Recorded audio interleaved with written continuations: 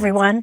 So in this video, I'm going to show you how to make a gluten-free and vegan pepperoni.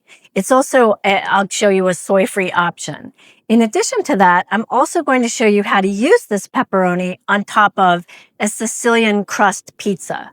As far as making the pepperoni, this is based on my previous video where I show you how to make what I called the base for a vegan and gluten-free deli meat. In this video, however, I'm going to take that base and modify it a bit so that I can develop the typical flavors that are in a pepperoni-style meat.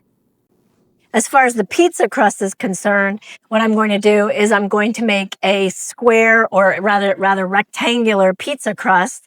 And I'm going to use millet flour and sorghum flour in place of an all-purpose gluten-free flour. Before I move on to these two recipes, I want to give a big thank you to all of you who have written such wonderful comments on the prior video for that base vegan and gluten-free deli meat. Your comments have been really helpful in a lot of ways. I want to give a particular thank you to someone who informed me about a gluten-free, soy-free tamari. This brings to mind something I wanted to say. In my prior video for that base recipe on the thumbnail, I said soy-free, but then it occurred to me that I recommend using soy sauce. So for those of you who truly have a soy allergy or cannot have soy, what you can do is, I've suggested in the description for that video, use coconut aminos, but a viewer has brought to my attention the fact that the company called Sanjay makes a soy-free, gluten-free tamari that uses pea protein. So thank you so much for that comment. I've also received so many great suggestions for my conundrum with using color. As I mentioned in the last video, although I used beet powder which is bright pinkish hue prior to cooking, it does turn brown when you cook. They suggested things such as hibiscus and annatto and some other potential natural colorings to yield a red or pinkish hue in the outcome of the deli meat. And then in general, thank you so much to all of you who have been so kind and encouraging as far as just the prior video in general, and the fact that I am trying to connect with and assist those of you who, like me, have needs for gluten-free diet, and also who desire or want to follow a plant-based diet or vegan diet. As with the last video, I took you along on my experimental journey in making this particular pepperoni. I'm going to show you how I made it as I did the previous general deli meat base, but then I'm going to show you how I developed it to yield not only a pepperoni flavor, but as close as I can get to a pepperoni texture. And what I'll show you is that I did a comparison of the last processing or cooking of this deli meat by both testing steaming it and then also by testing baking it. And I'll show you which turned out to be my favorite outcome, and I'll show you how I got there.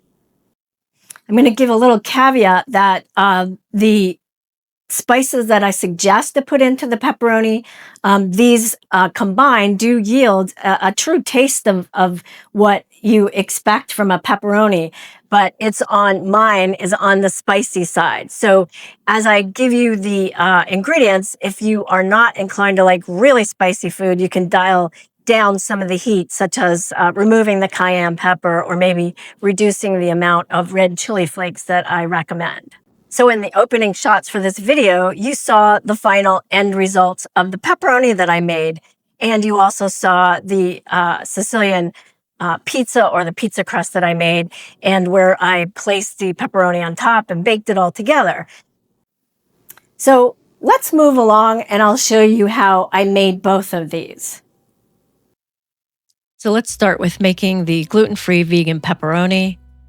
What I used is 1/2 cup of hemp seeds, and I also used 1/2 cup of split yellow lentils or Moong Dal that I soaked overnight, and then I rinsed really well and drained, and I added that to the hemp seeds in a high-speed blender. To that, I then added 1 cup of water, and I blended these ingredients together to start an initial liquid base.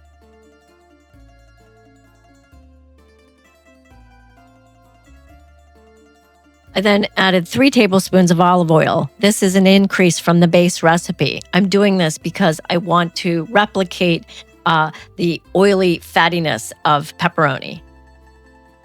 I then added 2 tablespoons of soy sauce. If you can't have soy, just use coconut aminos, or as I mentioned earlier, the pea protein-based tamari. I then added 2 tablespoons of nutritional yeast, 2 tablespoons of tomato paste, 2 tablespoons of sorghum flour, 1 tablespoon of garlic powder, 1 tablespoon of paprika, 1 tablespoon of fennel seeds, 1 tablespoon of tapioca starch, 2 teaspoons of red pepper flakes,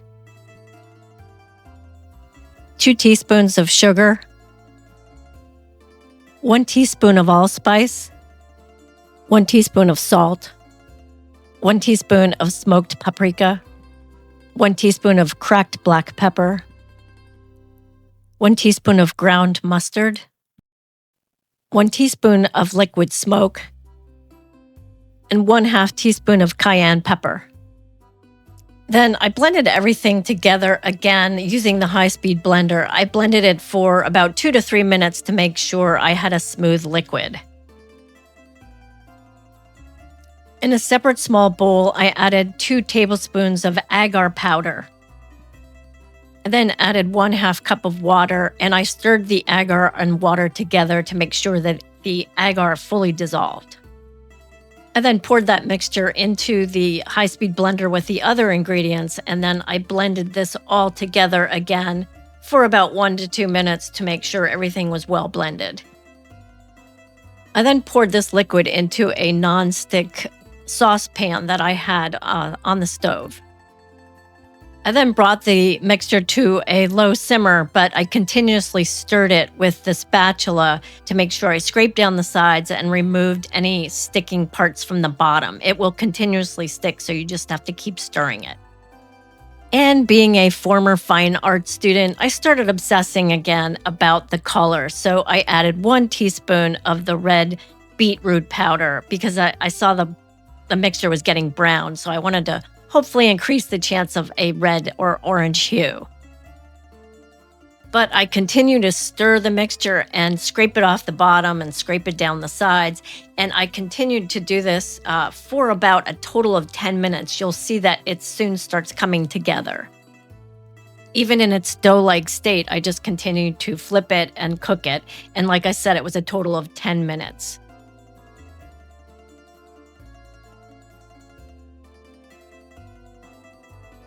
And then turned this dough out onto a piece of foil that I topped with parchment paper. I then cut the dough into 4 sections because I was planning to make 4 separate pepperoni rolls. So I used my spatulas because the dough was still warm. I used them to create 4 separate rolls.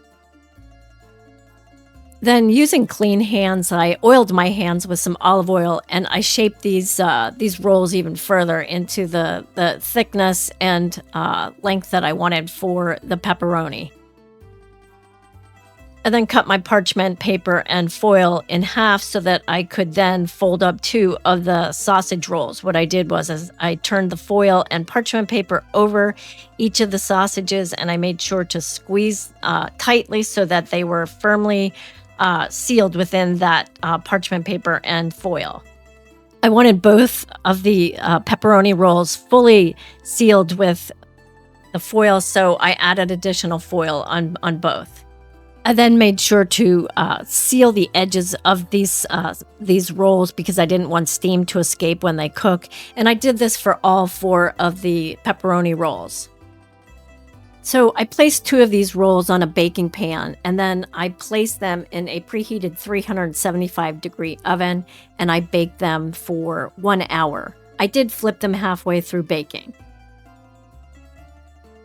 For the other 2 pepperoni rolls, I made a makeshift steamer. I put a strainer over a pot of slow boiling water, and then I placed the pepperoni rolls in the steamer, and then I covered it with the lid, and I steamed these for a total of 1 hour, and I did occasionally flip them. After 1 hour of steaming, I removed the pepperoni rolls from the steamer and placed them on the counter to come to room temperature. I did the same with the pepperoni rolls that I baked. For purposes of this recipe, I found that baking it yielded a better result for the pepperoni. The reason I like this method better for the pepperoni is it yields a slightly drier result. For me, the steamed version yielded too moist and soft of an outcome. On the left, you see the steamed version, and on the right, you see the baked version. I suggest the baked version for serving on a pepperoni cheese board or on pizza, as I will show you. So let's move on to making the Sicilian crust for the pizza, where I'm going to feature the pepperoni. But before we get there, I'm going to give you a little background on the Sicilian-style pizza in the United States. An interesting fact I learned, the Sicilian-style pizza that we have here actually is based upon pizza crust, or a type of pizza that was developed near Palermo called sfincione. Excuse my Italian, sfincione. And basically it's a thin, flat crust pizza, almost like a focaccia. And on it is tomato sauce, typically onions, and then perhaps something like anchovies. And not often does it have cheese on top. It may have some Parmesan cheese, but if so, very little. But typically it could have breadcrumbs on top.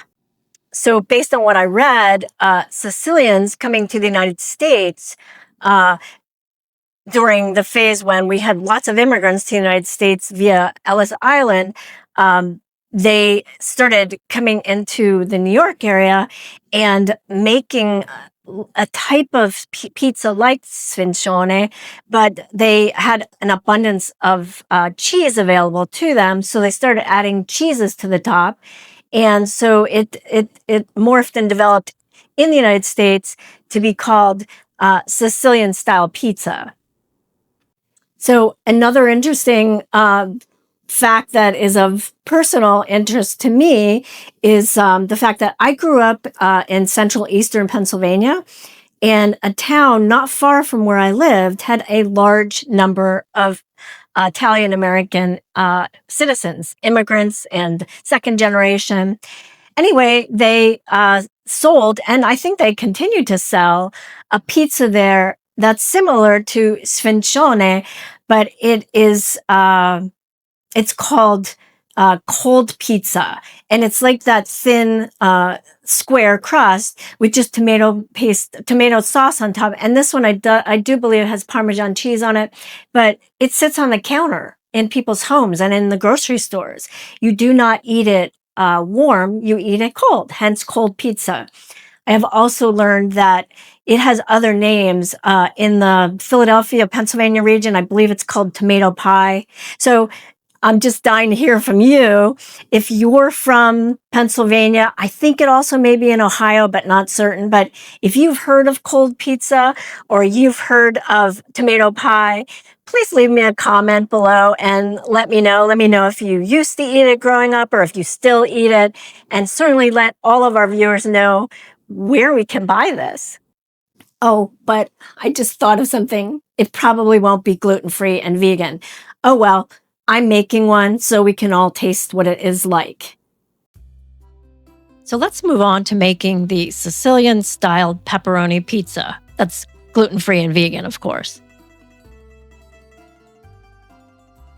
I started by placing 1 tablespoon of sugar in a small bowl.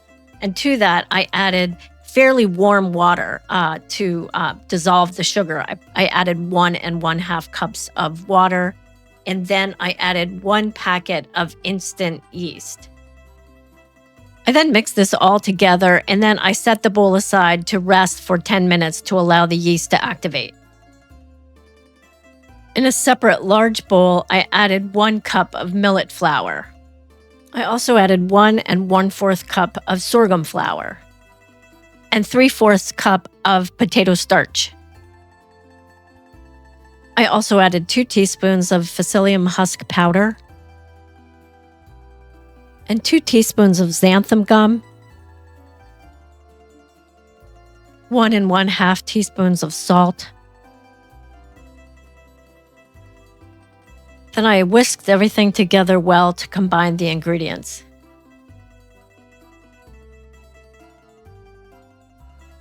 I then added the wet yeast ingredients to the dry ingredients, and I stirred everything together to combine everything well.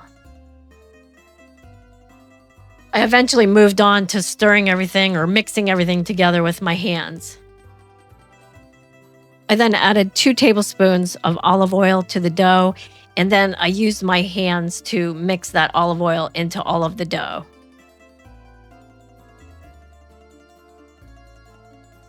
I then formed the dough into a circular shape in the bowl, and then I covered it with a tea towel, and I let it sit aside for 60 minutes to allow the dough to rise.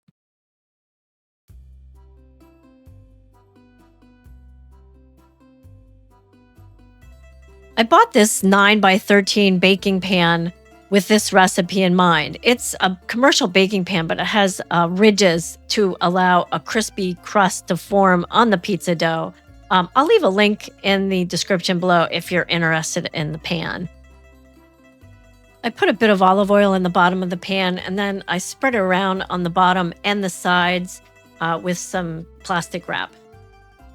After I allowed the dough to rest for 60 minutes, I then cleaned my hands and I put some olive oil on them, and this would allow me to better work with the dough. And what I did was I took the dough and I placed it in the pan and spread it to the edges using my hands and fingers.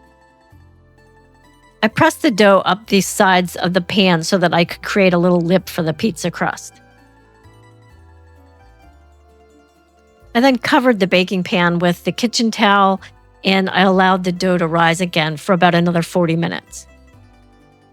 After I allowed the dough to rest for 40 minutes, I then placed it in a 425-degree Fahrenheit oven to bake for 15 minutes before I started putting on my toppings. This allowed the bottom to start cooking. As you can see, the dough pulled away from the pan. I topped the dough with some more olive oil, and I brushed that on before I then added my tomato sauce, and I put on some vegan cheese, and then, of course, the pepperoni.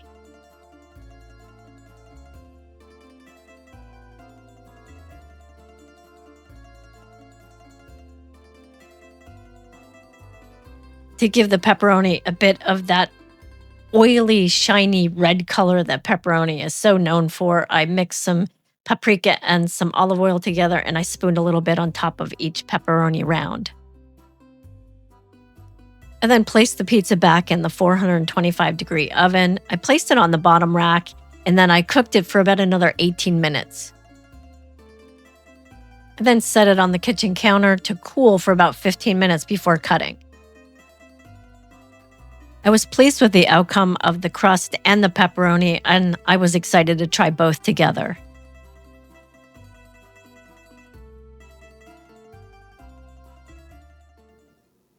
So I'm going to do a taste test for you. I actually ate a piece earlier this morning when it came out of the oven, and I let it rest for 10 minutes, and it was nice and warm and hot.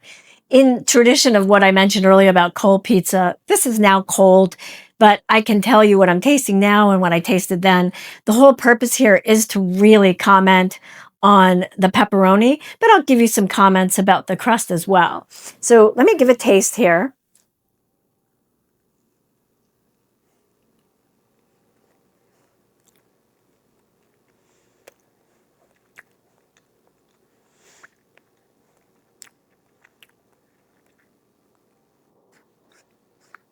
the flavor of pepperoni is present. It tastes like pepperoni. And I think you know what that means. There's a heavy fennel. There's a heat to this slightly. It's got a complex layer of flavoring. As far as texture, what I want to mention is that the pepperoni I made, when it gets warm, it softens slightly. And that's why I like the original, the one that I used where I heated it, or I wrapped it and cooked it in the oven, because it gets drier. Because when you make it on something like a pizza, it does get softer. Please don't think it's mushy. It's not. It still holds its shape. It just, what happens is, this is a chemistry issue probably, but the agar tends to liquefy a bit, and then the product becomes softer. So it's slightly softer. Okay, about the crust. Here's the bottom. It has a crispy bottom, and that's what you want. Like I said, it's a bit like focaccia, and that's why I really like this pan that I bought. It has ridges, and it's designed to crisp up things that you bake in it. So, the initial baking, par baking, it does start to cook the bottom, and then the additional baking, of course, cooks it even further. The edges are crispy. The interior is it's definitely softer, and it's sturdier than the really thin crust pizza. This tastes again a bit like focaccia, and it's softer inside, and it's quite good. It's a bit bread like. So this pepperoni pizza can certainly be enjoyed cold. It's perfect to put in your lunchbox, or maybe your kid's lunchbox. But of course, you can heat it up in the oven or even in the microwave. And in fact, what I did with most of this pizza is I cut it into squares, and then I put it in freezer bags, and I froze it for a later day. So let me know if you give this pepperoni a try.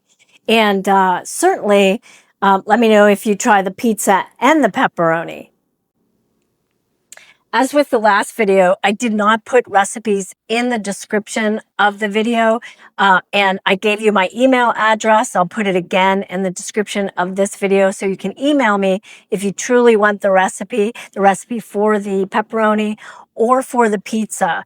After I publish, I work on creating a written recipe. And as I always say, if you are gluten-free and vegan, and there's particular recipes that you would like converted into a gluten-free and vegan recipe, let me know. And I welcome hearing about these, so that I can plan future videos to address your recipe interests. And also, if you've enjoyed this video, I thoroughly would appreciate giving you the thumbs up, giving me the thumbs up, and liking this video. And please share it with anyone else you may know who need gluten-free and vegan food. And also, I encourage you to check out these next videos.